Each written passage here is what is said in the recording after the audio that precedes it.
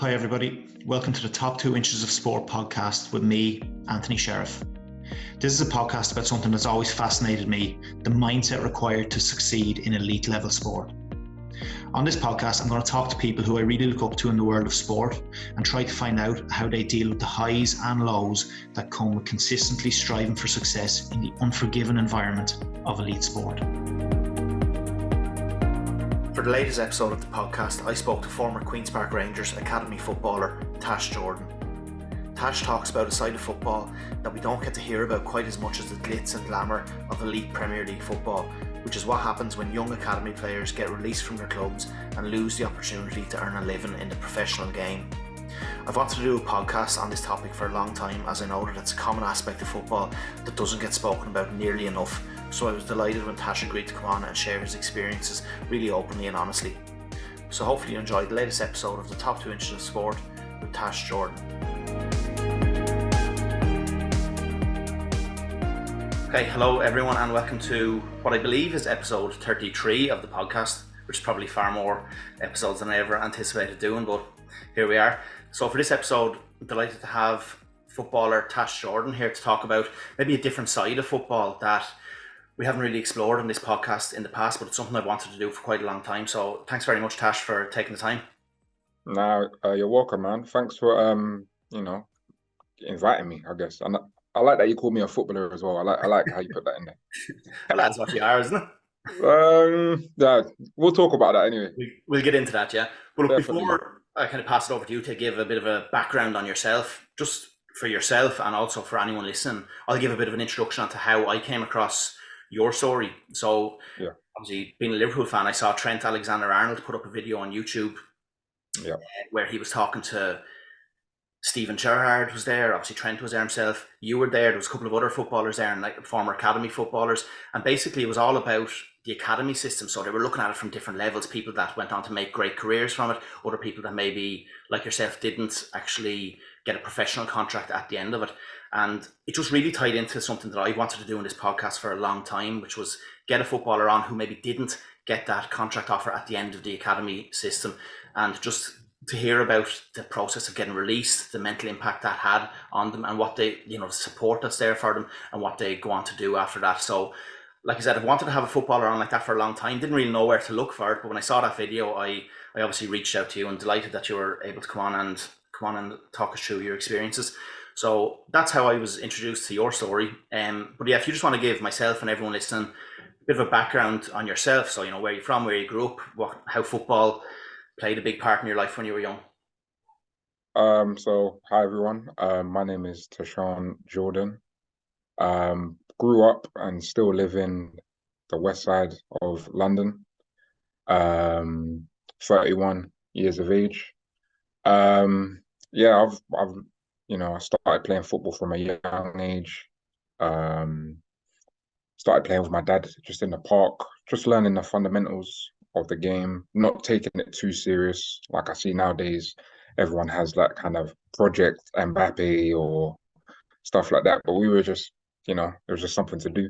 And then as I got older, I started to get better. I started to, fall in love with the game. And then one of my close friends, actually persuaded me to join a team.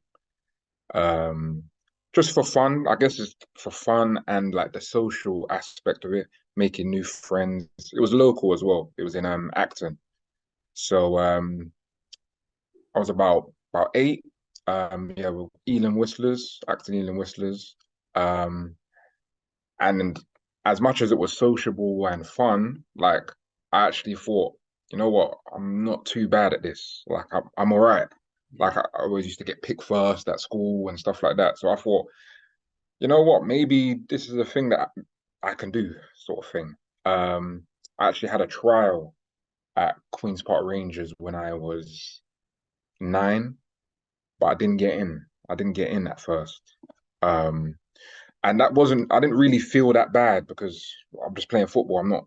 It's just a bit of fun. So I didn't really mind. I was still playing football on the weekends, like with my friends, a little training camp that was done by Steve Gallen and Joe Gallen. We'll talk about those guys later on, who had a big impact in my football career as I got older. Um, and then as I got older, I'm still playing, at youth level. It was 10, 11. And then I got scouted again by the same team, by Queen's Park Rangers. Went on a 6-week trial at 12 years old. This is the start of high school now. And fortunately, after those 6 weeks, they offered me like youth contracts. And that's where the journey began. The road to pro, that's where the journey began. Good stuff. And how big was football in your family? Like, was football in your family before you? Maybe your dad, was he a player? So he played not like for a professional team, but just amateur league. But it was funny because I'm left-footed, he's left-footed. He was a winger. I ended up being a winger. So I learned a lot of habits from him. He taught me a lot of things. Um, it's not that big in my family because it's me, my mum, my dad, and my sister. Yeah. But the support that my sister and mum showed kind of pushed me even more. They don't love the sport, but whatever the weather, they're coming to watch. So they kind of loved it for me. Yeah. But yeah, me and my dad, we got closer due to the bond of football. Yeah. And you were telling me off camera there, you're an Arsenal fan. Like, is your dad an Arsenal fan? Did you used to go to the Premier League games as well? So I told a little white lie. So I started supporting Liverpool. I don't want to sound like Oh, like a glory turncoat. hunter. Um, so when I was about, there's a picture as well. When I was about 6, I was in a Liverpool kit. But I think when you grow up, you kind of just support who your dad supports, sort of thing. And then I think I might have been about 9. I was proper nervous as well to tell him. I was like, "Yeah, I'm actually going.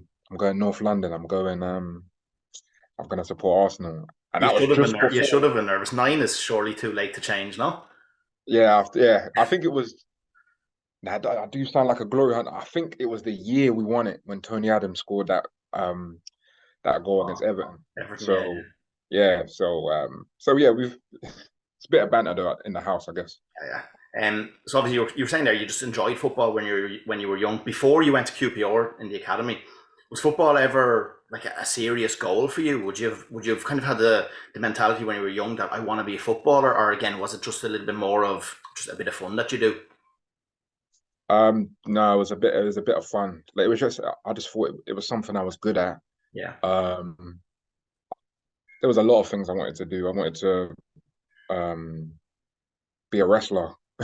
Like like when they used to call it WWF, like yeah, there were so many other things that we were watching at the same time. yeah, But I was just good at football. I didn't say I want to be one. yeah. I just enjoyed it. To be honest, I actually never played with anyone that went on to play like academy football in England for a long period of time. But I always love listening to podcasts of footballers and people that played with top footballers, and they always say, if they're talking about someone that played in the QPR Academy or Liverpool Academy, that they were just levels above everyone. I know it's difficult to say when it's about yourself, but looking back, even playing in the school or playing in the park when you were starting off football with your first team, now with hindsight, was it obvious? Were you kind of levels above the rest of the kids there? I know that's a hard question. Um, I sound cocky, nah, you know what? Now I'm just laughing because I know people are gonna be like, "What?" but Um, yeah, I won't lie to you. Like, I'm really humble. Like people yeah, that will watch this will say, "Oh, Tash, he's a humble guy." But yeah, yeah, you could tell um that I could have done something. Like, yeah, he's played before, or like he's yeah, he's like, do you know what I mean? Um, yeah, that is a bit awkward there. yeah. No, no, you know what? Yeah, you could tell. You But could tell. I remember listening to an interview with Ian Wright before. Obviously, a great Arsenal striker, and Yeah, he had a strange story, hadn't he? He didn't get picked up by Crystal Palace until he was like, I think he was an adult. He was like 20 or 21. He might have even been older. I So think he it was was actually later. playing. He was playing like Yeah, Sunday League football, Sunday League men's football, and I always remember yeah. he was saying that it actually helped hone his skills because he was scoring so many goals. He was actually going into games saying, well, today I only want to score with like my left foot. And he goes, in hindsight, that actually improved like his left foot. And also he was saying there was times he was going in, I wanted to score all the goals I scored today. I want to get it in off the post, being like really precise. And he said like at the time he was kind of messing around, just setting himself challenges. But it was really honing his skills. Can you remember back to when you were playing your pre-QPR days? Were you ever in a situation where you were almost setting yourself little challenges like that just to make it a bit more challenging almost? Not anything like that. Yeah, But the only thing to think about is like, say if me and my team would like get ready, like getting warmed up, the other team would say, "Oh, there's Tash, like there's Tash." So my thing was to prove them right. Yeah, yeah, what you heard is correct. yeah, Like that was my thing. Not like, oh, I'm gonna score with my. Nah, I've just said, all right, you heard about me. Now I'll show you. Like I'll show you what the talk was about. yeah, yeah. I get you. And what about when you actually signed for QPR then? What age were you, and also what was the actual process? What is the process of a professional club scouting a young lad? Like, is it a case of do they contact the school, your football club? Is it literally as simple as scouts watching you and going up to you physically after a match, or what did the process look like? I think there are different way. I mean, it might have changed now. I don't know. Yeah, I sound kind of old right now, but yeah, um, yeah, Scout was I don't know if my name was just ringing around. I scored a few goals yeah. because I was playing centre mid at the time, so I scored a few goals. And then a scout came, spoke to my mum, and then offered me like a 6 week trial. But what was interesting about the 6 week trial is like I went there, and then when I went in the change rooms, like my confidence it just went Really? because I'm seeing these guys QPR tracksuit, new boots, been there. I mean, they were young, but they've been there, done that. They've worn the t-shirt. I'm just little old Tash from Acton. I think one of my laces. I don't think one of my boots had laces. I don't think. I'm just walking in like, oh, do I sit here? Like what? So at the beginning of my trial, I wasn't myself. Like psychologically, I wasn't. Yeah, I wasn't free. Like I felt like I was very safe. I didn't want to make any mistakes. yeah, And even at that age, like um, the fun factor kind of went because I'm thinking, nah, I've got to impress. Let me like usually I might just go past two players, but this one I said, nah, let me give it to this guy. yeah, But in hindsight, that they've got their youth contracts already, I need to get mine. yeah. But one because I think I said it in one of my other podcasts. My first game, because that's what happened actually. I went to QPR as a game. There was no training session. We played Wickham Wanderers. I won't forget that. It's very nervous. And the late Kyan Prince. So he was a very promising young striker at the time, who tragically passed away at 15. He actually spoke to me and told me like he was mature beyond his years to be Yeah. speaking like this at the time. He kind of calmed me down and just told me to play my game. And we ended up winning 3-0 and I got an assist. So I'll never forget what he did for me that first game. So I'll get into the actual process of what goes on in the academy and if there's sports psychology, uh, education there for the players and all of the day to day workings of it. But just to go back to your kind of regular life outside of the academy, when you got selected for the academy, you're obviously still in school, but you're then going back into school playing for QPR Academy, and I can imagine that kind of puts a bit of a gold star on your head, like you know the way kids can be like you're cool, you're playing now with a professional club. Did Yeah. how did you find that? Was that a positive or a negative? Because I can imagine the vast majority of people that were then talking to you were saying, "How's the football going?" Even the kids in your school, even the teachers, the adults would probably be saying, "How is the football going?" So football almost becomes a bit of your identity then. So it becomes what you're known for. Some people might think that's great, but in reality, Is it great, or was it a positive or a negative for you? Um, I mean, it was yeah, it was a mixture of both. Um, it was funny because like I might want to try other aspects like at school, like, but I was just known as Tash the footballer. Yeah, Like that was it. Like nothing else, nothing academic or anything like that. It was just physical sport. Um, it was nice not getting in trouble at school, like certain times, and kind of getting a pat on the back for my activities outside of the playground. But then it kind of added this is where the pressure sort of started though, yeah, yeah, because like they're putting my name in newsletters, and I mean which was nice. yeah, Like we had match reports at QPR, and they actually put it in a newsletter, which was cool. Like the whole school saw it. But now I'm thinking, um, wow, what if this doesn't work out? yeah, What's gonna happen? It yeah, was good at the time, but you know, I felt like that was my identity. I feel like I couldn't try anything else. yeah, Like I couldn't try anything else. It was just football. If there's any football, they'll call me. But yeah. someone needs help with their homework.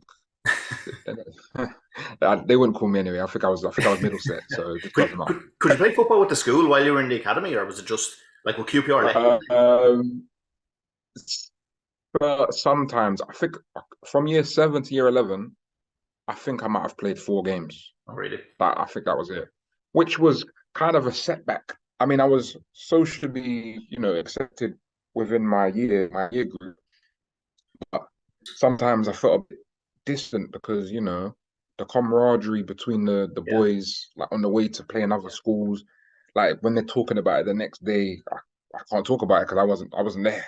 I have to ask. yeah. There is that side. Do you know There what I is that. mean? And Yeah, there is that side of it that you don't and really like hear.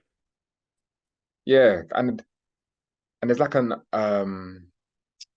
a silence arrogance about it. Like, no, I don't think they were thinking that, but it was kind of like, "Well, Tash, you're too Yeah, good to play with us," sort of thing. yeah, So it's good to just ground myself as well. Playing with players that I know, and just and bring that fun back. I don't want it yeah, to just to be because the dynamic was Tuesday, Thursday, Saturday at QPR, yeah, but maybe I just want to have some. I'm not saying it would have been easy, but yeah, like just have some fun with my friends. But I guess just to reduce the chance of getting injured, because yeah. especially when someone of like stature comes to play, um, the opposition is probably going to want to be like, oh, I bet I can tackle him, sort of thing, and then I'm out for 6 weeks. Yeah, no, I definitely get that side of it. You were mentioning fun there, and you mentioned fun previously as well. Like when you first went to QPR, the almost the love, the fun element of it went because of the pressure that came with it. Did the fun element come back, or is it always a case of fighting for your place and it's never really fun? It's more of a chore. Because this actually brings me back to Trent Alexander-Arnold, who we were talking about. I heard a great interview with him. He's a fascinating fella because for someone so young, he seems to have a really mature head on his shoulders. And he was Oh, talking about, yeah. yeah, he was talking about players that didn't get professional contracts, and even the empathy he has for those, because he's not one of those himself, but he can still recognize how difficult that was. But he was talking about his own experiences in the Liverpool academy. I think he was signed when he was 6 or 7, and he was saying at that age he was fighting to make the under eights, and then when he was 8 he was fighting to make the under nines, and all the way up until he was in his late teens, and he was fighting to make the first team. And when he made the first team, he was constantly fighting to stay in the first team. And he just said it was, it's a kind of a grueling psychological slog to constantly be trying to prove yourself. And he kind of he used a good analogy. He said in other top jobs, like whether you're a lawyer or a top business person, you're not really fighting from like the age of 6 to constantly try and prove yourself. Obviously, you have to do your exams and all of that, but it's not quite as consistent from such a young age. So, did the fun ever fully come back for you, or was it like what Trent said there? Was it constantly a grind every day? I need to prove myself, or these lads could bin me off. Um, it was fun in some aspects, but I feel like it was a good practice for life though, because everything's competitive. Like when you're applying for jobs or, going for that promotion or trying to win a girl's heart because there's gonna be another guy that wants to talk to her as well. It was, I guess, like looking at it now, that's how I think. But at the time, um, I didn't really think about it too much because I was quite young. I just wanted to play football. Yeah, But when you're in the change rooms, like there's a group of us in the change room, and when that door opens and there's another kid not in a tracksuit, you're thinking, oh, this guy's on trial. What position is he? I wonder what position. Like like when you're younger, you're kind of you have open arms for like newcomers. Oh, how you doing, man? Da, da, da, yeah, da. But when you're at a kind of a more professional setting or where contracts are on the line, it's kind of like, oh, how you doing, mate? You right? What position you play? yeah. Trying to suss Like, into it. that's the next. No one cares what your name is. They Yeah, just want to know what position you play. That's it. Oh, centre back, yeah. Okay, no worries. Yeah, man, come sit down. Yeah, yeah, yeah. that's it. But it I guess it's just a practice. It's just a practice for life because life's hard, man. Like that's just how it goes. And Um, if like, what way did the coaches what kind of environment did the coaches set up there? Because was it a case of, did they put pressure on the young lads in terms of, right, you need to be doing X and Y, or there's a chance you won't be kept on next year? Or was it more of a homely family kind of a feel where the coaches were almost minding you and looking out for you and almost more like father figures to you? What was the kind of general vibe with the coaching staff there? so, I feel like maybe everyone had different experiences, Yeah, but my experience, I would say, it was quite homely. Um, so this is where I was saying about when I was younger, I went to a trainer facility that was started up by the Gallons, yeah, yeah, Steve Gallen and Joe Gallen. So they were the coaches when I was there, when I was at QPR. Um, and Steve Gallen, like, I even messaged him recently. Like he was like a mentor to me. He taught me about like discipline within the game. Just just everything apart from football, sort of like just like I grew with him. Um, it was you know um no, it was a good experience. Like I said, everyone's experience is going to be different. yeah, I thought at the time, especially me being at school, I had a lot of, I was getting into a bit of bother, teacher saying I'm distracted, the usual stuff. And then Steve kind of on me, yeah, like he was proper like on me. I used to think he was like it was bullying, but as I got older, he was looking out for me because the more your coach is on you, the more he sees in you and thinks, you know what, you're a good player. I'm trying to get out of you. yeah. Um, I think you should be worried when your coach doesn't say anything to you.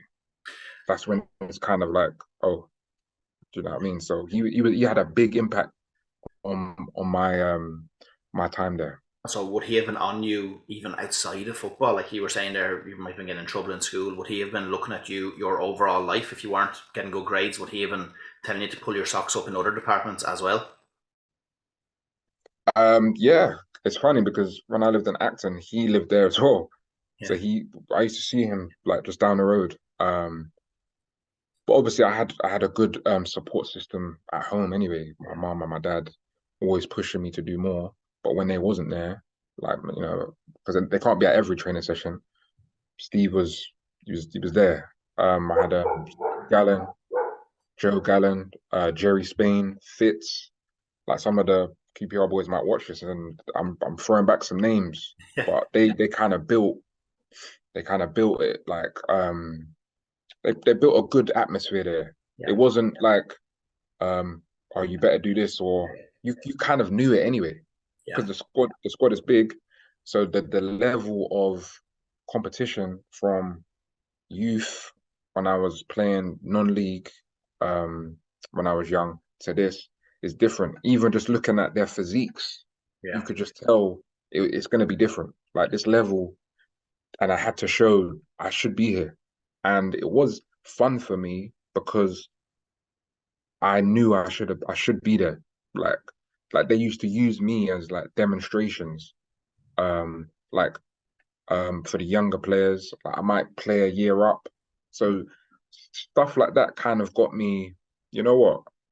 Yeah, I think this football thing, I might be all right. I might do this. Well, speaking of the players you played with, can you do a little bit of name dropping? Is anyone we'd recognise? And am I right in saying there was a certain Raheem Sterling? Was he knocking around the same time as you?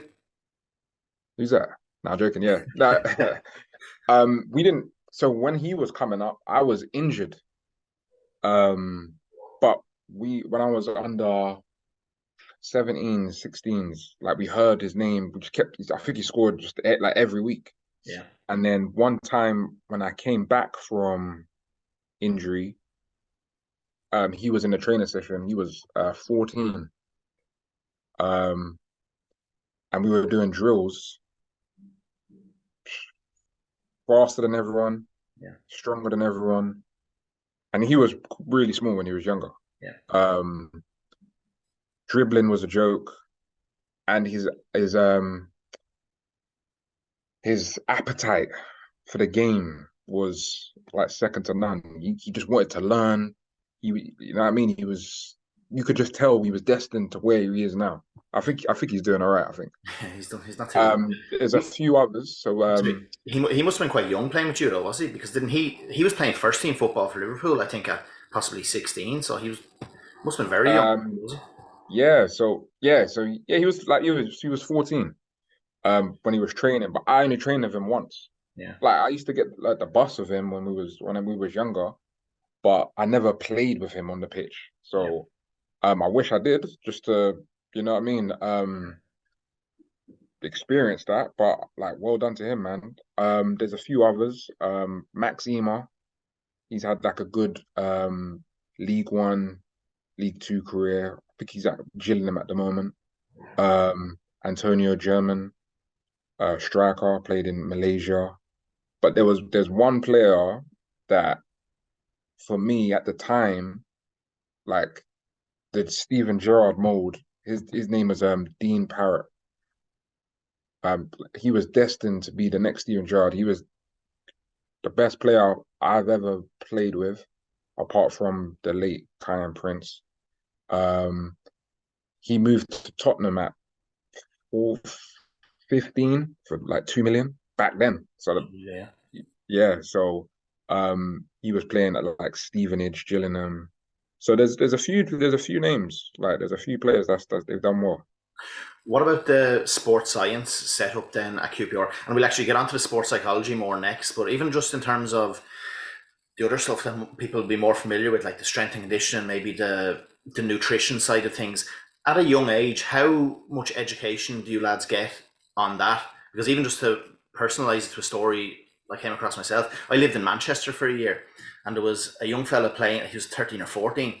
He was in the Manchester United academy, and I heard through his school football coach, who was talking to the coach of the Manchester United, that he's unbelievable. He's basically the best at his age group, but they had absolutely no faith that he would make it because basically, I think he came from, he had a tough home life, I think, and there was an awful lot of just eating rubbish, drinking, even at that age. And they just said that there's people that haven't got 1/20th of his ability could possibly play Premier League football, but he just won't, and it's just a great shame. So it's just like it was obviously that story was obviously such a shame to hear, but it's just interesting to hear that even at that age you could think, oh, maybe they'll change their ways. But even at that age, the importance around educating them on the nutritional side of things, their rest and recovery, all of that kind of stuff. How much education do you get around that?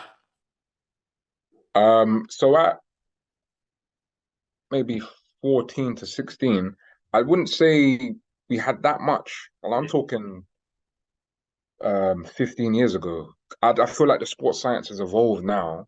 Because I'm seeing a lot of these players, they just look physically fitter. Yeah. Um, and their knowledge is good as well. But back then, it wasn't really spoken on. But when we stepped up, so we are going for like scholarships and stuff like that now. They'll give you like gym programs, nutrition plans, and to be honest, sometimes I feel like it's on the player as well. Like if I want to know something, I could ask. So there's a lot of physios that I could just speak to one on one. Or how can I do this? How can I so sometimes like it's good that teams clubs have that, but sometimes it's up to the players because like you you eat in, you know, McDonald's or whatever, it will impact on the game and it will show. So you that meal you had McDonald's, but that guy over there had fish and vegetables. You that fish that little vegetable there might have just got him that contract. Yeah, But you just had a Big Mac yeah. with and a Coke with no ice. But I get you. Yeah. well, Just in terms of a different strand then of sports science, the strand that this podcast is particularly about, sports psychology. Was there any mental support for you lads at that age group, or was there a sports psychologist working with you back then, or if there wasn't, was there even any kind of workshops that you had educating you around the topic? no, not at that point. I feel like not back then. I think they do more stuff now, Hmm. which is good because I feel like I don't know if it's the right word, but the world we're living in now is a bit more like sensitive with things. But back then it was kind of just raw, uncut, and just you have to just go through the experiences yourself, sort of thing. Um, Yeah, and actually, speaking of the experience, I think I'm right in saying that you had quite a few injuries, didn't you? So, I mean, when you got injured, you're saying there was no sports psychologist there. Like, would your coaches even have been stepping in almost in little sports psychology roles to try help you through the mental side of that? Because how many times you hear athletes talking about how difficult, particularly team sport athletes, how difficult those injured times are. yeah, so I've had injuries since the age of 15. I had tendonitis, osgood um, a hernia. So it's a long list. So there was one injury I was out for 2 years. So I was quite like a big figure in the youth team. Like just in the change room, I'm just Yeah, throwing the banter around. Obviously I was respected by my teammates, but when you're in that physio room, it's it's the loneliest place in the world. Like you're fixing yourself physically, but mentally it was decreasing like day by day. Like players are getting sharper, fitter, and I'm just looking outside the window, kind of, and literally I was doing that most days. Um, so sometimes it was just good to say that I play for QPR, but in my mind I didn't feel like I did. I had the tracksuit, but I wasn't playing because I was too busy limping around. yeah, but they do say that, don't they? They say that the best sports psychologists kind of have to be the physios because they spend so much time with athletes that are mentally not in a good place, particularly like that if it's a long term injury. So when you're that age, are you still having to go in? I think you said before it was a Tuesday, Thursday, and Saturday. You're still having to go in for the few hours on those days just to go through rehab, which is obviously so tedious. Yeah. So I would go in. It's kind of showing your um support for the club, like because they could have. You have like for 2 years, like they could have let me go at any time. Like that's a long time. But Yeah. because they had so much faith in me, they kept me on. So the least I could do was like keep going, keep showing my face. I didn't want them to forget me because obviously I was a left winger, but you could just you could I could get replaced just like that. Like I could just be forgotten. So and those were the type of thoughts I was thinking. So um, and this is when the overthinking started happening. Um, and as I'm getting older now, it's like we was talking about earlier about football being my identity. Like if I see people on the street, it will be like, "Oh, how's things, man? How's football?" Like Yeah. that's the first thing that they would ask, and I can't really say too much. Like, "Oh, I'm injured again," and they'll just be like, "Oh," Yeah. and it's a bit awkward.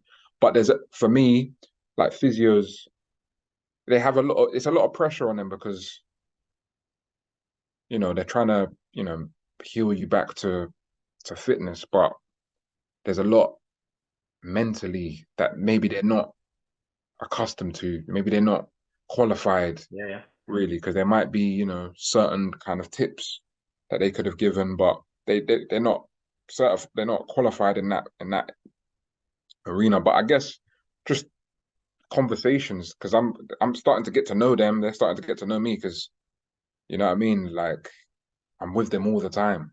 Yeah, So like we got to talk, I guess. yeah. But my football is being hurt, like, and I'm getting older now, and this is crunch time. Like, am I gonna get a scholarship or not? Well, talking about crunch time, then can you tell us about the day you got released or the whole process? What did it look like when you got released by QPR? So I was 18. So they gave me um a non-contract. So they gave me a non-contract. So this is when everyone was getting scholarships. So all the players got scholarships. But because I hadn't played for 2 years, they said, Tash, I'm going to give you a non-contract. And to be honest, like, I was shocked. So, what is a non-contract? So I wasn't getting paid, basically. But they were But I keeping was you on. still I was still a part of the club though. Okay. I was still signed to the club, but wasn't getting paid. Yeah. Just until I get my fitness back and prove my worth again, Yeah. I guess. Um, so after 2 years, I was ready. I was ready to come back.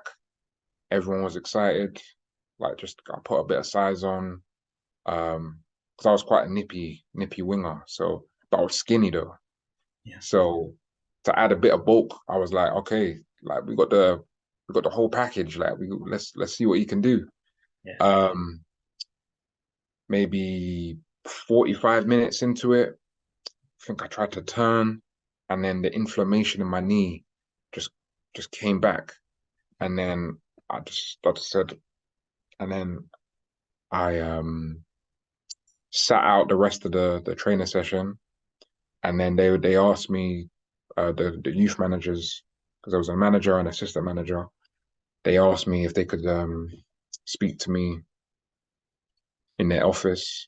Um, and then yeah, we had some words, and then they asked me, they told me, yeah, we think it's best if you take a break from football for a while.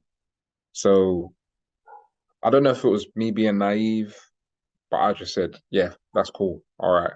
So I went home, um, and then the coaches, they phoned my dad.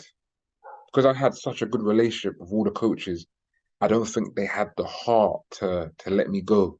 Yeah. So they spoke to my dad, and then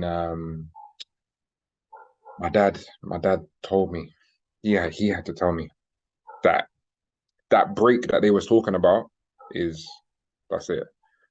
Um, and obviously if we go back to the start of this podcast, my dad is the first person that kind of introduced me to football. Yeah. So for him to be the one to tell me that I'm not playing for Queens Park Rangers anymore, like I just started crying, because when I really think about it,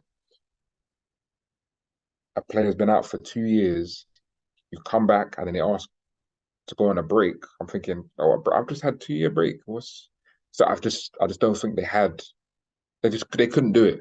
Yeah. And then the realization hit that I won't be a player there anymore. But what age were you then? Was this like 17, 18? Yeah, 17, 18. Yeah.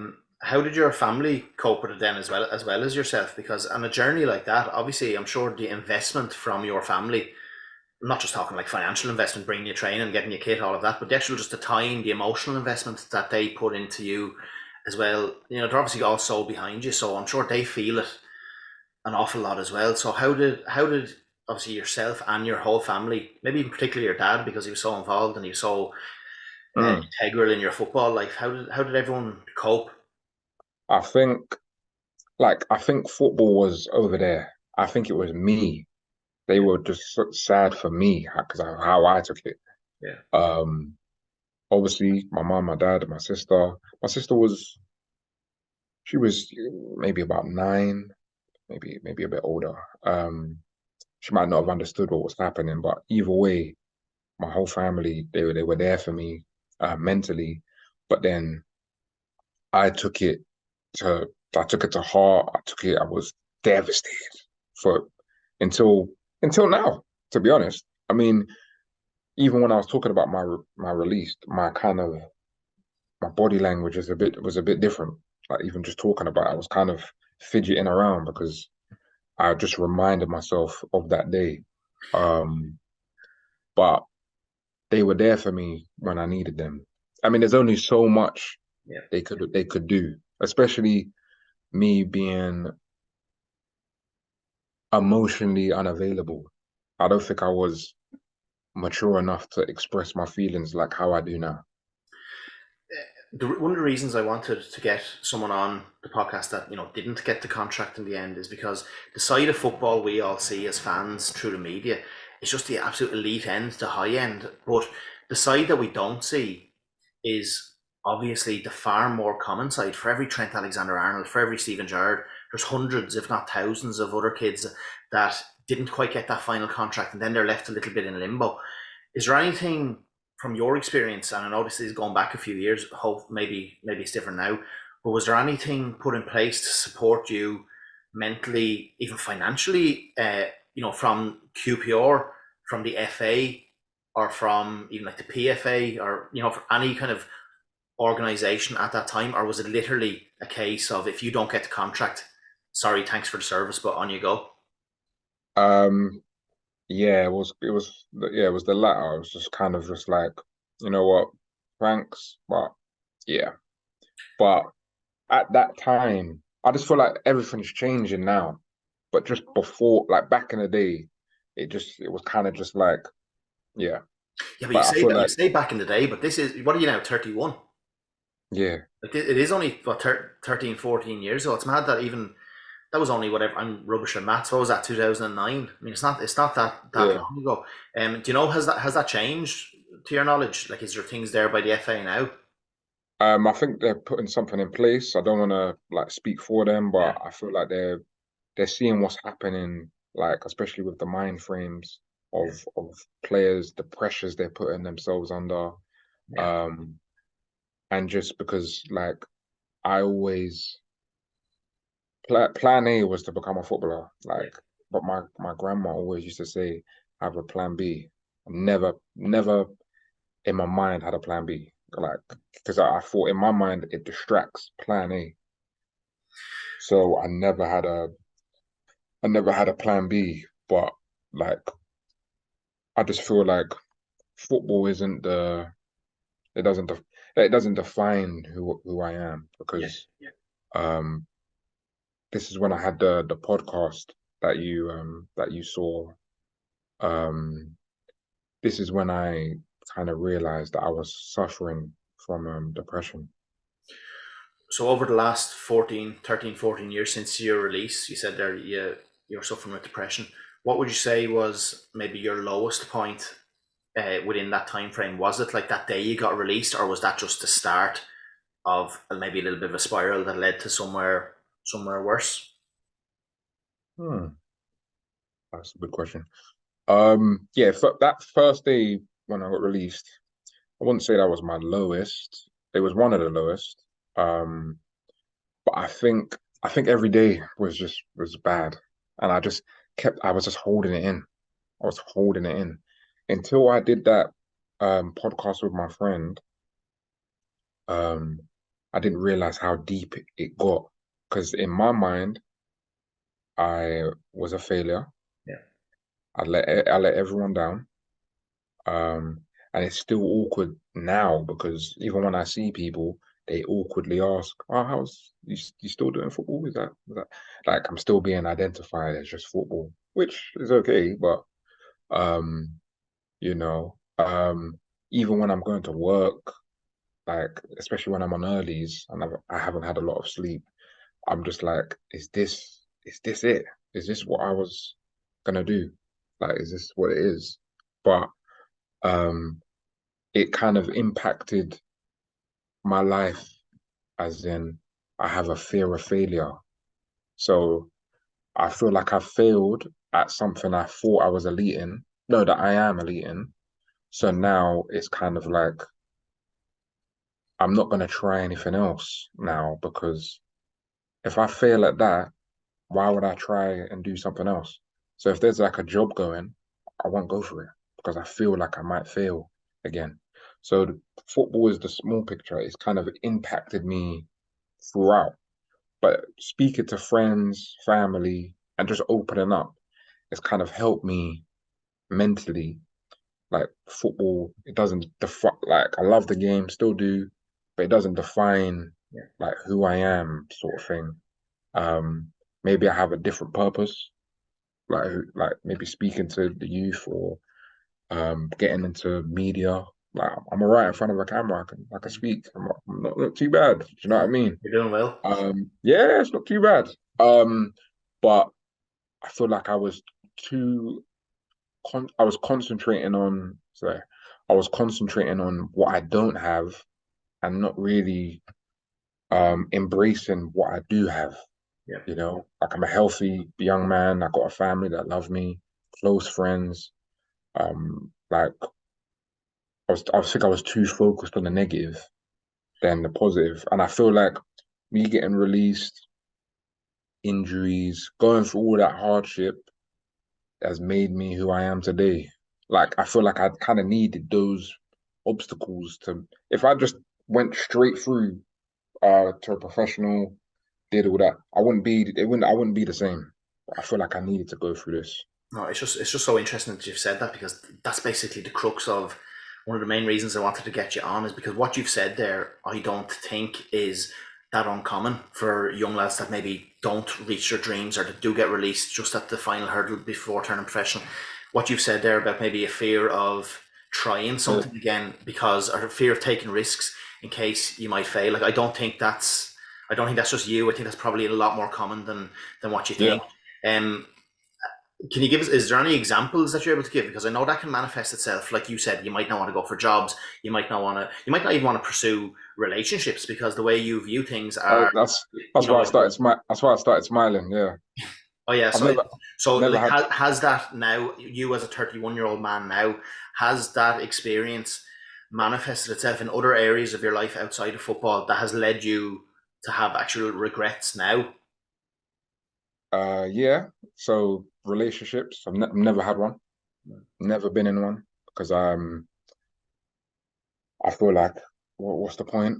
I mean it's getting better now, but mentally I was just first of all I was so focused on football that I wasn't interested in getting into one.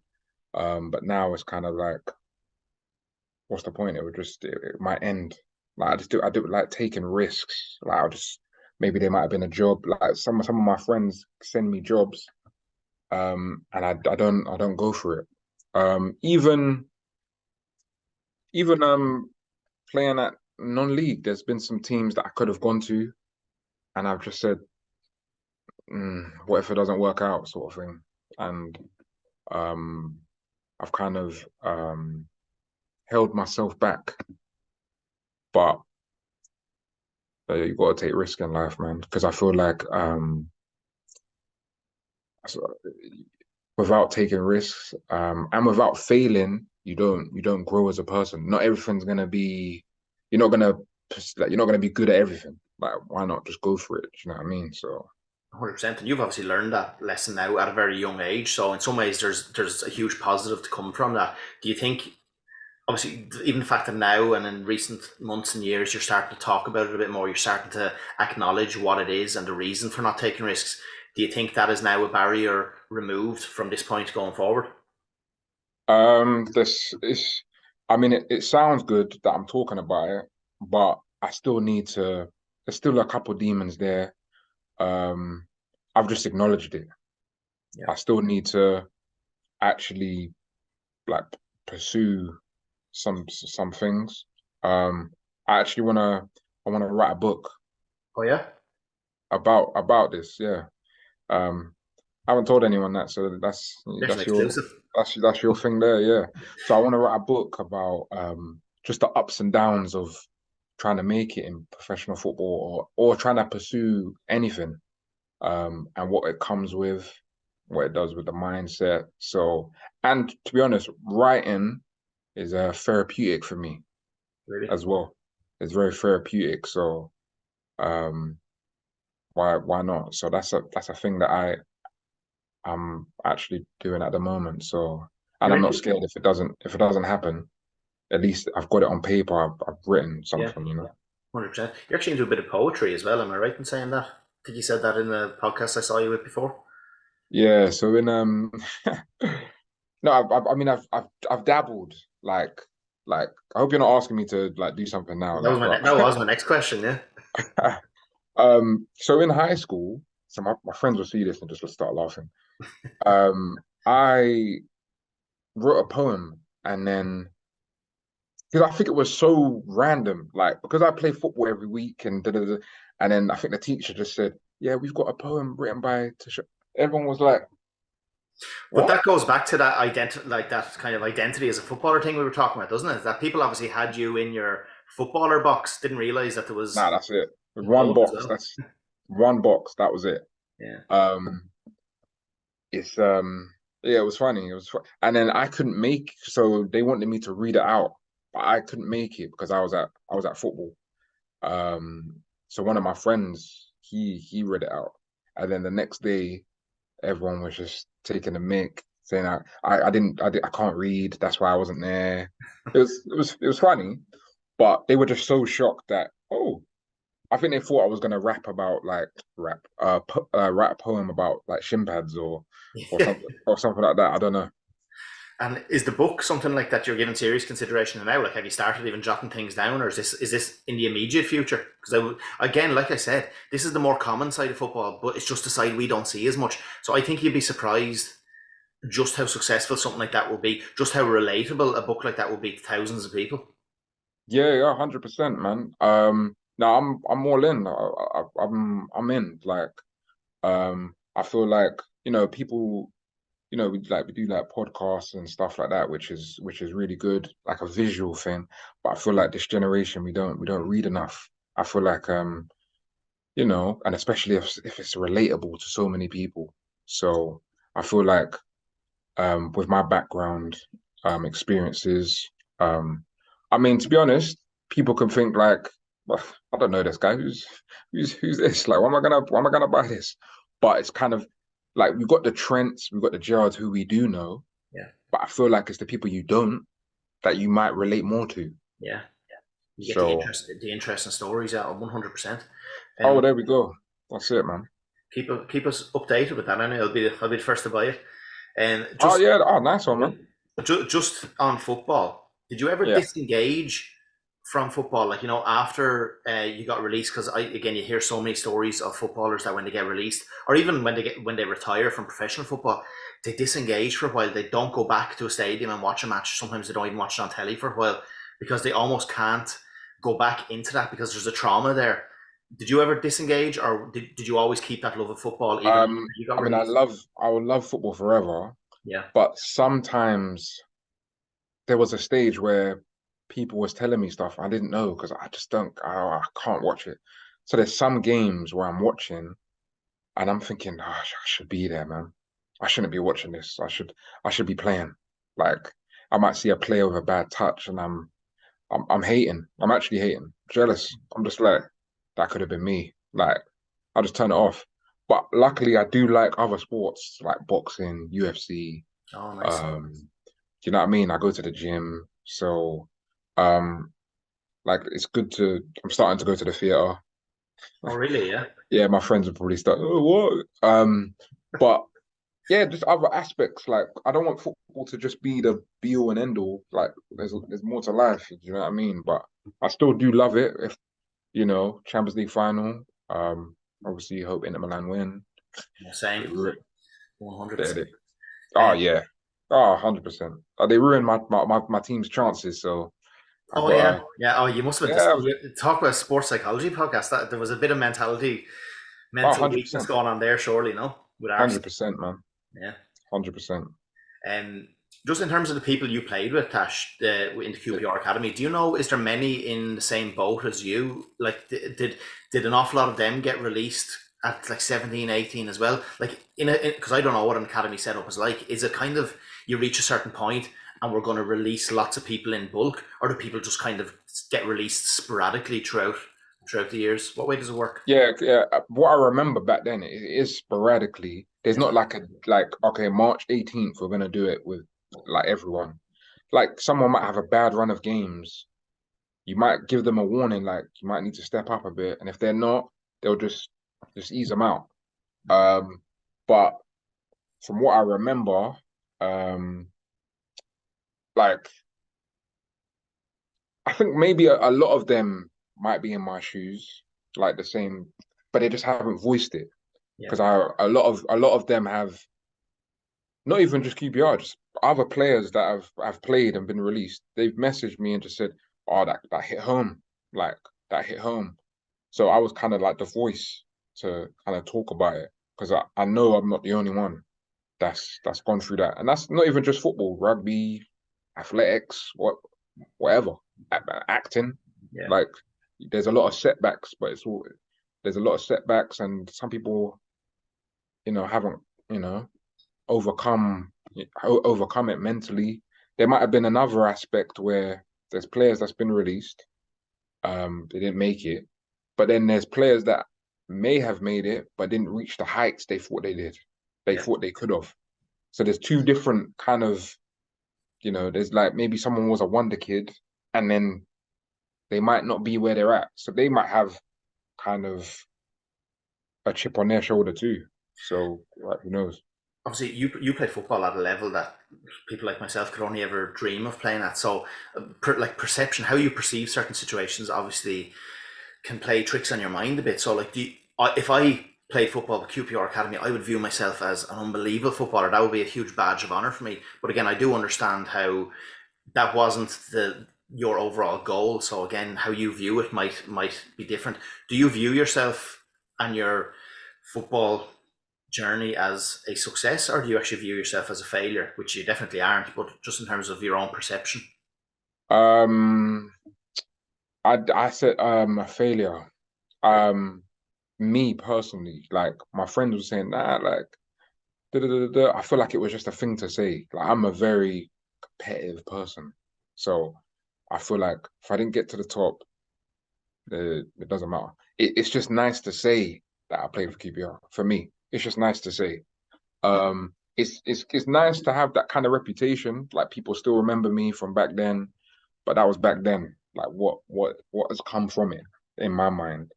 Um, but to even get that, but in hindsight, it's nice to have signed for QPR, to say that I've played there, played against some big teams, big name.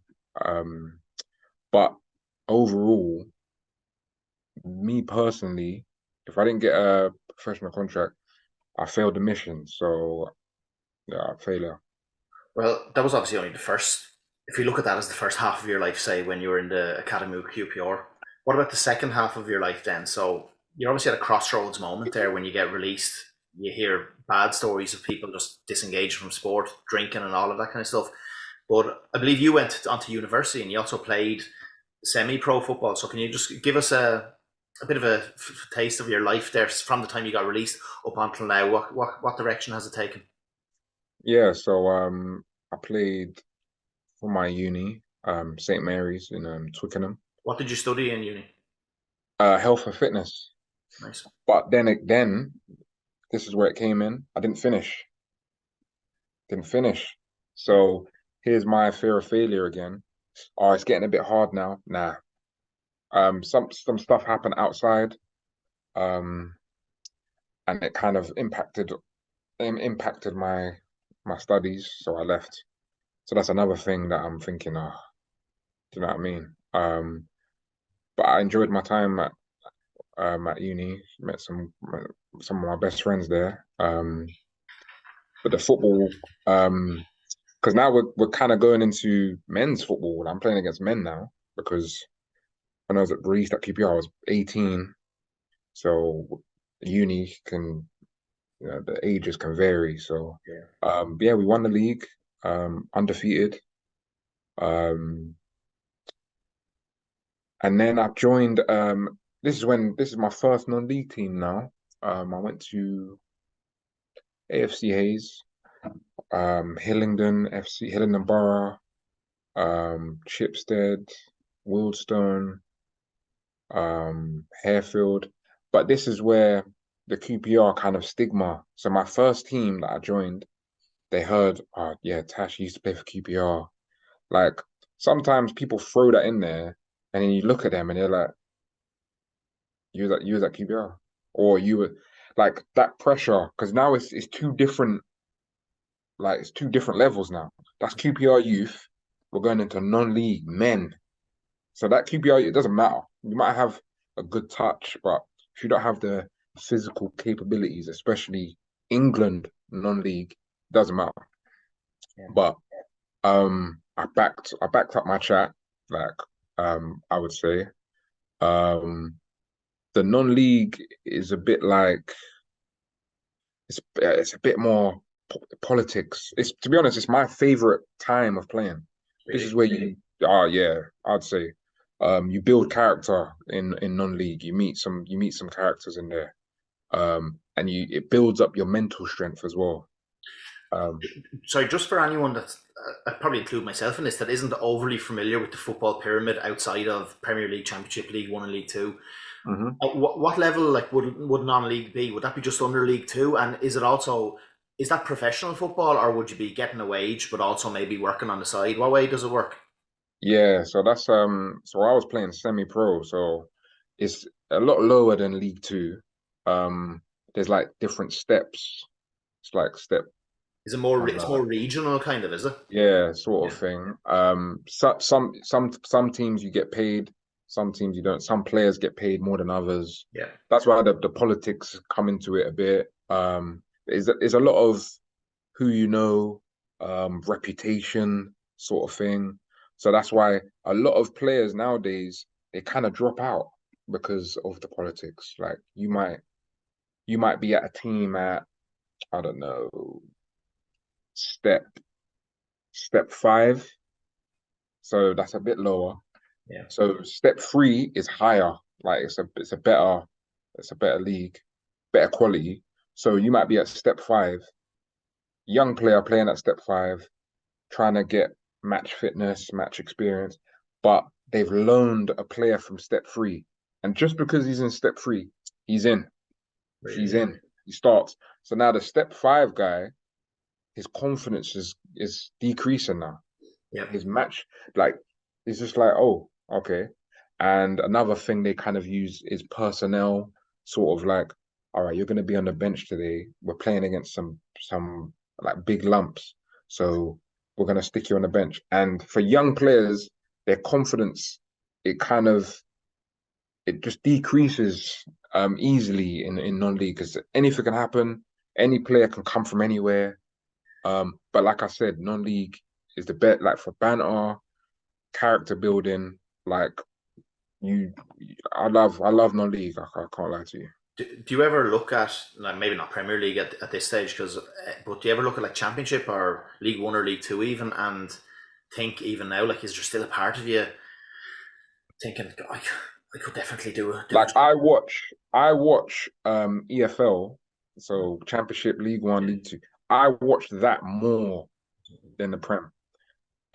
First just to see the levels. Like I wonder if I could have done something, but it's just so competitive. Like you just don't know who's gonna win. Like Yeah, it's I love the lower leagues. I love the lower leagues. Yeah, some bits of me are thinking like even at this age, like I just like yeah. Do you still have aspirations to be a um full professional? realistically no. That's and that only finished at maybe 30. Hmm. And that's later than like I didn't give up until maybe a few months ago. And usually at the age of maybe the 27s, the 28s, people are like, nah, it's not, it might not happen. But I just thought maybe I could have like a Cinderella story, like little Jamie Vardy sort of story, Ian Wright. Oh, he's had all these injuries, but then as the ages, as it was my 30th, I was like, I was blowing my candles and I was just like, oh, maybe that's not it. Like it's not happening. Um, I'm 34 and I can't even kick a football, and I'm still kind of hoping Klopp will ring me one of the days. So I think it's just natural to always Yeah, man. hope, Get isn't it? some minutes, Especially man. someone like yourself that played at that level. You can have like, you just never know. Even League One, League Two. Yeah, I know a few players that play, but there are some really good players at lower league, man. Like I write their names down because you just never know. Like um, there's some stories out there, but like the fear of failure kind of kicked in because one of my biggest regrets is not playing abroad. Really. Not trying, not I didn't try. Like thinking back now, who knows what would have happened? Who knows? But you do hear loads of that, don't you? Young lads that were in English academies didn't get signed. They go to like America. There's mad ones like Norway and Sweden and stuff, and they become full-time pros. So like, was that just not an option back then? No, it was an option. It's better now because of like social media and people tweet stuff. Oh, Yeah. we need a player here. Da, da, da, da. So, um, but I just didn't look for it. Didn't look for it, and I that's a big regret that I have because I feel like I think I would have done well. I think I would have done well out there. You know what? I still could. I still could. Uh, so that kind of leads into this, and from this point forward, now obviously you're still playing football. Obviously, you'd like to write a book as well. What would you say your goals are now moving forward? Um, so I've stopped. I stopped playing football for a year just to get my mind right. I played Sunday here and there. We actually won a cup the other day. Abbey Congratulations. Rangers. Nah, I got sent off in 20 minutes. The Straight last red, was man, it? straight red. Yeah. What did you do? Uh, I'm actually gonna. I'll send you the video actually of it. I just want you to know. I want your opinion if you think it was a red, but I got sent off. Um, Now viewers, I am actually good at football though. I just want to let you know. What was it? Just a bit of a late challenge, high tackle or something, was it? Nah, his pace kind of. I played centre half. They asked me to play centre half. All right. I don't know why. I've never played. I played there once in my Yeah, life. you're left winger. You said no. And centre mid now. All right. But centre back. I think I was too flat-footed, and he kind of turned me, and I just gave him a little shoulder, and he just went down. And then ref, she just. I said, what? And then I saw the video back, and everyone was like, "Nah, man, that's never a centre." Yeah, send But that to me. Send that to me after, and I'll be the no, judge. please, I want you to be honest as well. I'll be honest. Um, so I've had a few messages to see if I'm gonna come back playing Saturdays, but because I work a lot, I work for the railway. It's quite intense, and I only get 2 Saturdays a month off. So Right. if I'm gonna play for a Saturday team, I want to be able to be available, especially because if I go to a team, I want to like go for the league or something like promotion or something like that. So I want to be integral in that. Um, but like the goals now is to be an author, Be you which? Sorry. be an author, Walter. Yeah. Yeah. be an author, um, get over that mental hump of um having that fear of failure. I need that just to go. I need that to go. And just learning new things and giving back because I know a lot of people they don't feel comfortable out talking about it, but I feel like if anyone wants to open up to me, I can speak to people or whatever. You are also very articulate at like explaining the experiences that you've had and kind of making sense of the negative experiences you've had. Would you ever be interested in going back to uni and seeing it through this time and maybe getting? I don't know. I kind of get that kind of. I don't know whether it's a psychologist kind of a vibe off you or something like that. You know what? You know what? I always so this is I don't know. I just maybe I wasn't mentally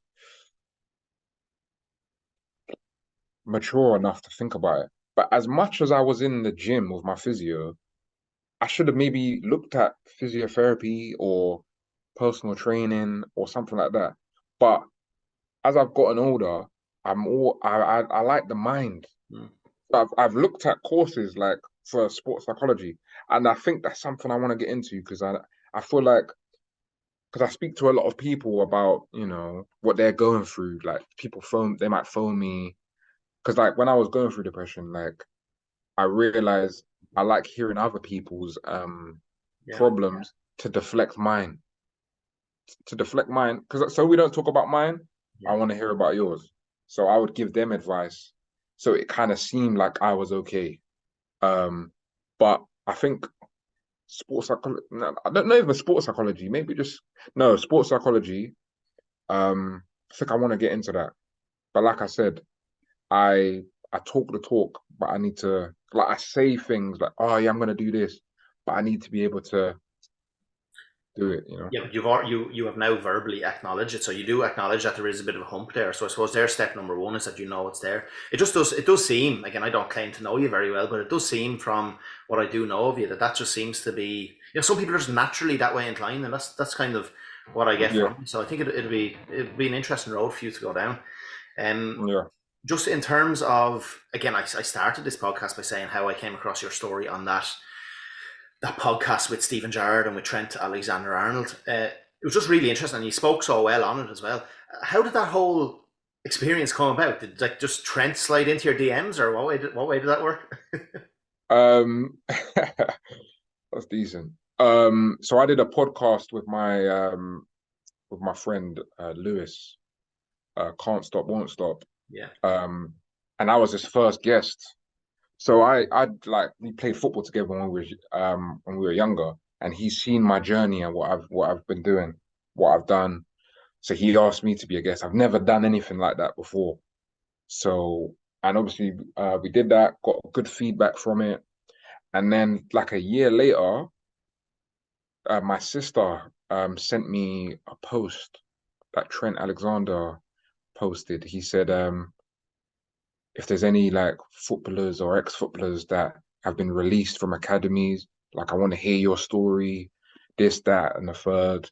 And then I sent it to, oh yeah, he put an email, the Trent Academy email, um, and then I sent it to him. But obviously he's gonna get a million emails. yeah. So I sent it to him. I got about 100 other people to send him the same one. And then I don't know, like a year, yeah. So, and then one day I just got an email um, from one of his associates saying, "Oh yeah, we saw your podcast. We're Trent's really interested in speaking with you." I forgot, like I forgot that he was looking for that because he posted that last year. Completely, I even missed the email. Really? I missed the email. Imagine that. Um, And then I replied, I said, yeah, da da da da, I'm available. And then they kind of set me up with how the day was gonna go, and just talk about my story. And he was just gonna talk about what his initiative is. And we just went from there. He told me what guests we're gonna be on. I just thought, wow, small fish in a big pond, man. Uh, do you know much about the initiative? Are you able to say much about the initiative? Obviously, Trent is after setting up this thing called the After Academy, where he's looking to, I'm not sure exactly what it is, but looking to look after players or put something in play for players that don't quite make the professional contract. So, again, I know you're not a spokesman for it, but from what you do know of it, what's the general gist of it? It's like for players that have been released by pro clubs. Hmm. It's just kind of guiding them into like maybe different career paths or um maybe with sports psychologists as well, I guess, just to make sure they're going to be okay Yeah, because a lot of these players just get released and just, yeah, thanks for your service sort of thing. yeah, But I think his initiative is just to make sure that they're looked after. Um, yeah, like I said, I'm not like a yeah, spokesman. I don't want to get like he might yeah, just it might be something completely different, but that's what I'm assuming. yeah. But Well, when I met him, he's a very, what was he, 24?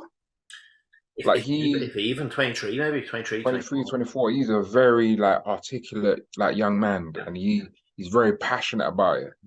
because I think you said earlier, because I remember him saying like he trained with like 15 other guys. They trained exactly the same. They dedicated their life to it, but like he got the pro.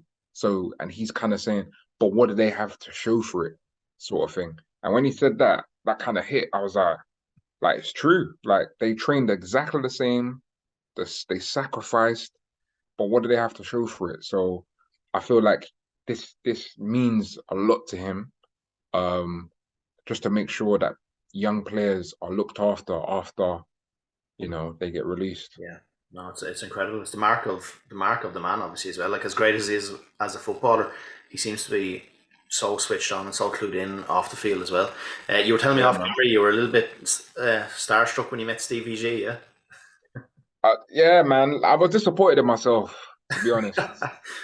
Like, I just didn't expect to see him. Like I grew up on that man. Like it was, Same. and just for him to be like just here, just do you want like a cup of tea? I was just like, what? Like it was surreal, man. Like we took photos together. The guy was when he said my like in the on the video on YouTube, like I was talking, and then he looked at me and said, "So Tash, like this guy knows my name. What's going on?" That's mad, isn't it? Yeah, it was crazy, man.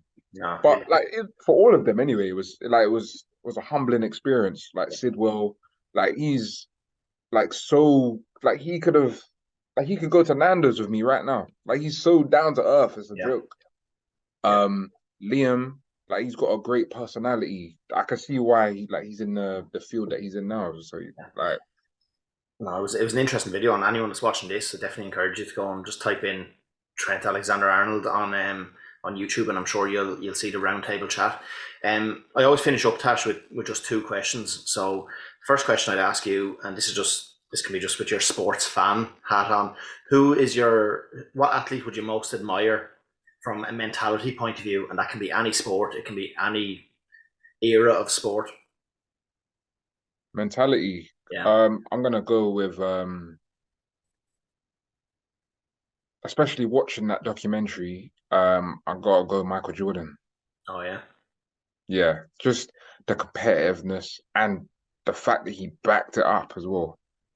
I gotta go with Michael Jordan, and that's my last name, so why not? Yeah, good stuff. Yeah. The last question, to be honest, this is like I said at the start. I think this is episode 33, but you're possibly one of possibly the most I've ever been interested in asking this next question to, just because of the experiences you've gone through, and just because of how many people will go through similar experiences as well. So, if you were to go back to the younger version of yourself, so let's just say that academy version of yourself when you're 15, 16, whatever it is, what bit of advice would you give to the younger version of yourself? And bear in mind, there might be young wannabe pro footballers maybe will watch this in the future as well. So, what bit of advice would you give to that younger version of yourself? Again, if we keep this more to specifically to a mindset point of view.